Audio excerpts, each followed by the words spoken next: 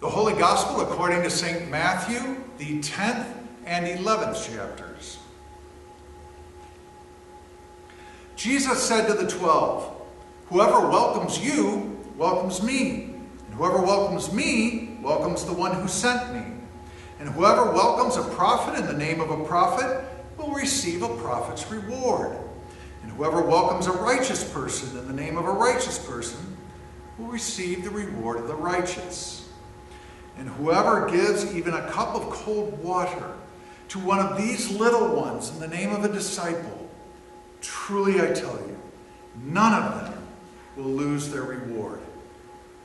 Jesus spoke to the crowd, saying, "To what will I compare this generation? It is like children sitting in the marketplace and calling to one another. We played the flute for you, and you did not dance.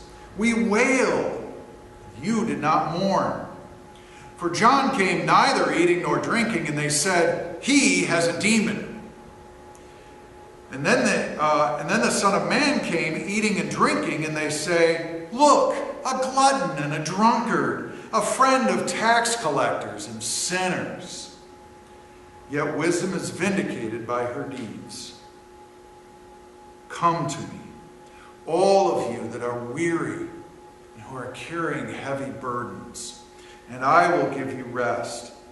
Take my yoke upon you and learn from me, for I am gentle and humble in heart. You will find rest for your souls, for my yoke is easy, and my burden is light." This is the gospel of our Lord. Well, if where you're hearing me preach this, if it's your custom to now be seated for the sermon, please do so. And I want to just start by, first of all, bringing you greetings from our bishop, Don Chris, who I assume at the time that you're hearing me preach this is out on his sabbatical right now. But I bring you greetings from him and, of course, the rest of the staff, Beth, Robin, and Jen. And all of us are thrilled to be able to be with you and partners in the ministry that we share.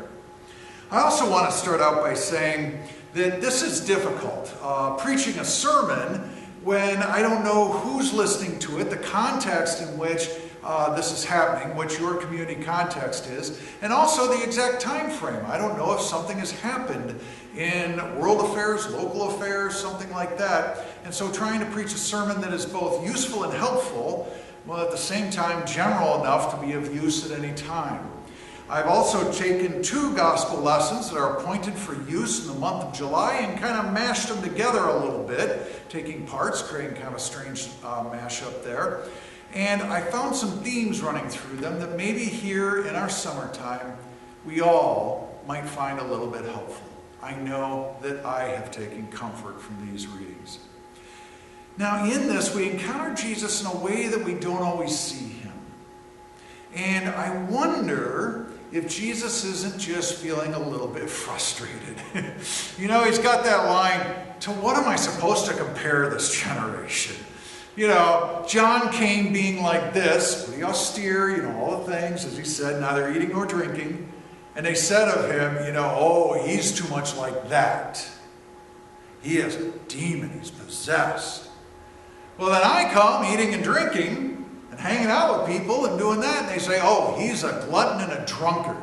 Look at who he hangs out with. And you've probably, maybe every single one of you has said at some point, there is just no pleasing everybody. And I think that that's some of what Jesus has going on in this story here. Some of that frustration, just that no matter what we do, people aren't happy. And there they are. And then he also talked about this whole thing of welcoming. And I wonder if he didn't have to get to this position of welcoming and just having to say so basically, will you please just welcome one another, be gracious to each other, be kind for each other, look out for each other. Because that's not what he saw going on around him. Because instead of an open welcome, was he instead seeing doors shut? Or people saying, you don't belong. You don't measure up somehow. You aren't good enough. you don't get to come in. And so he's having to share these words, maybe even out of frustration. It's, folks, invite everybody. Everybody gets a place at the table. And he asked them to just be open and gracious that way. My friends, I hear these lessons sometimes in different ways.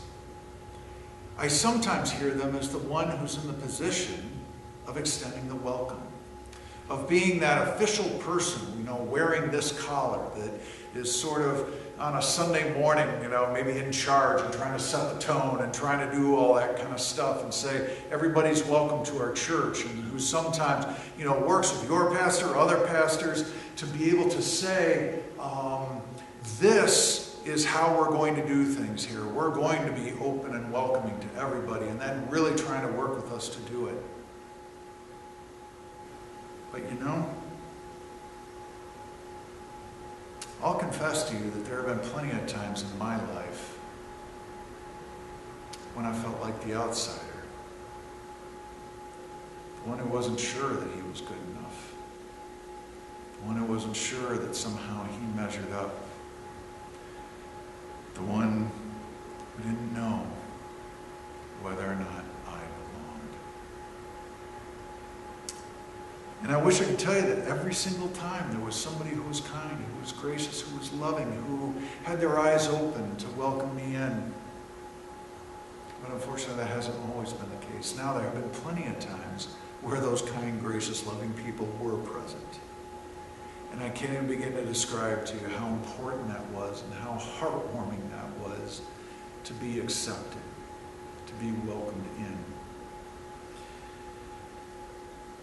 Jesus, throughout his ministry, wherever he went, whatever he did, whoever it was he was speaking to, he was always trying to make sure that people knew that every single person mattered, that person he was talking to mattered, that everyone matters to God, that everyone has a seat at the table, that everyone has a place, that everyone belongs.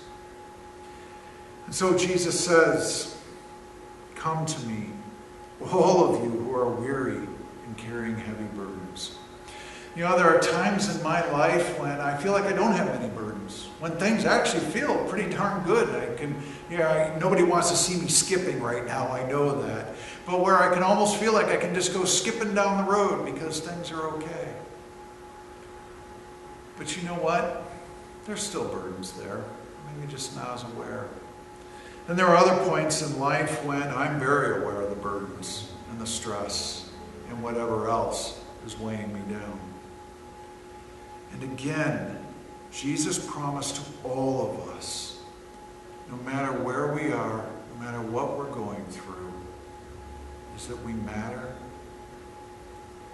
that we're important, that we are loved, that we are forgiven, and that God's grace is for all of us. Full stop. No exceptions. The hope and the joy that I find in this, in the middle of this summertime that I hope we're all getting to enjoy, is that all of us have the opportunity to be that person who welcomes, to be the one who opens the door, to be the one who is gracious and kind. And then I also hope that all of us also have the opportunity to experience God's grace shown to us by others, when others are kind and gracious to us. Because quite frankly, my friends, I think it's true for all of us. Sometimes we're the ones who can be the welcomer, the gracious one. Sometimes, and I believe it's true of all of us, we need that grace. That grace is all we have to cling to. It is my hope and prayer that in all that we do, wherever we are, that grace abounds, both for us to share and to experience.